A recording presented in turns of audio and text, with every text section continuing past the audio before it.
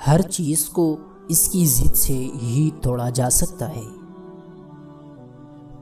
شہوت جتنی زیادہ ہوگی اتنا ہی زیادہ ثواب اس کی مخالفت کرنے والے کو ملے گا۔ اگر کوئی شخص کسی پر عاشق ہو جائے اور پھر اپنے آپ پر نگاہ رکھے اور راز عشق کو بھی فنا رکھے اور اسی درد غم میں جان دے ڈالے تو وہ شہید ہے۔ ہر کام کی ابتدا آنکھ سے ہوتی ہے۔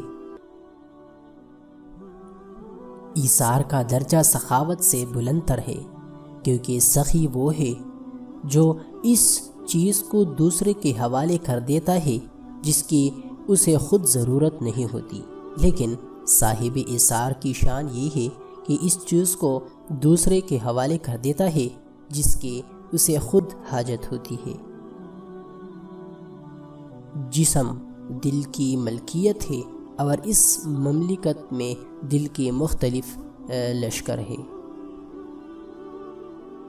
کتے کو جو ناپسندیدہ اور ناقابل مذمت کہا جاتا ہے تو اس کی صورت ہاتھ پاؤں یا کھال کی وجہ سے نہیں، بلکہ ان بد صفات کے سبب سے جو اس کے اندر پائی جاتی ہے، اور وہی جب آدمی میں نمایاں ہو جائے تو وہ آدمی بھی کتے ہی کے مانند کہلائے گا۔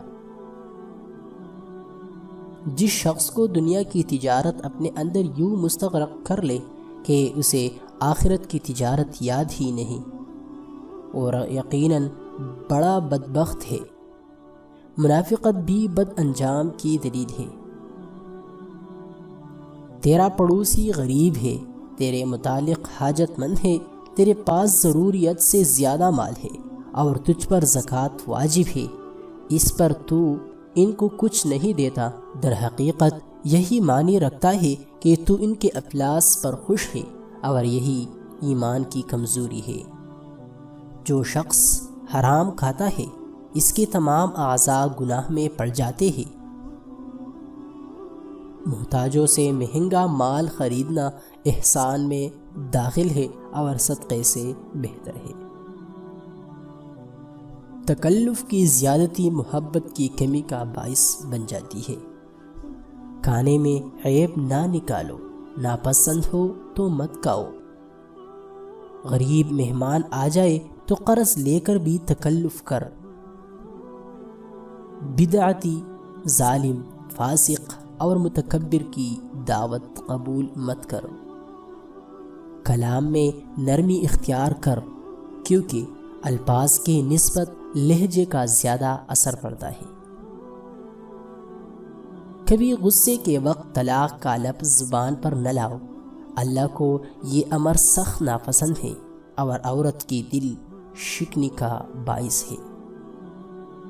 عالم دین وہ ہے جو خدا کا خوف زیادہ کرے، ذاتی برائیوں سے واقف کرے، خدا کی عبادت کا شوق دل میں پیدا کرے، دنیا کی طرف سے اپنا دھیان ہٹائے اور دین سے لو لگائے اور برے افعال سے بچائے۔ لوگوں کی نیکیوں کو ظاہر کرنا چاہے اور برائیوں سے چشم پوشی لازم ہے۔